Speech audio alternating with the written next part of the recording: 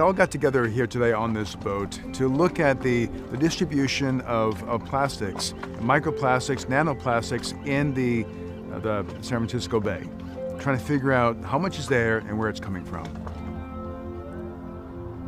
So we've known about litter and larger pieces of plastic for a long time, but only more recently have we realized that these teeny tiny plastic particles can cause some big impacts.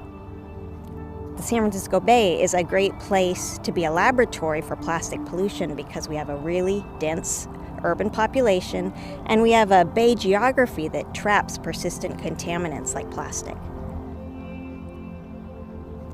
So, every watershed is contributing to this one singular ocean. So, really getting a handle on the issue here, understanding where it's coming from, and framing that in the context of the global issue, the global distribution, the global impacts, the fact that we find microplastics in over 1,000 different species, the fact that microplastics are sponges for all these hydrophobic pollutants.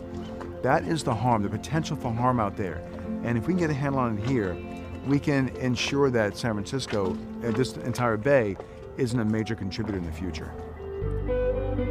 So first we're going out into the bay and we're collecting baseline data on microplastic particles in the surface water, in the sediment at the bay bottom, and in small fish that live in the bay. We're also traveling out the Golden Gate to the marine sanctuaries to monitor water there. We're going to take all that data and we're going to create a particle tracking model that can track or predict where plastic will end up when it moves out of the bay and into the ocean environment. We're also looking upstream. We want to see where the plastic comes from. So we're looking at the water that gets discharged to the bay.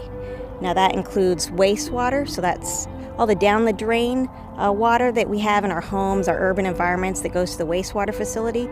And then we're also looking at all the stormwater runoff. When the wet season comes here in the bay and storms wash all kinds of contamination from our urban ways into streams and creeks, we're looking at that to see what kind of microplastic particles might be in there. Now all this information is going to get plugged into a big discussion and recommendations for action.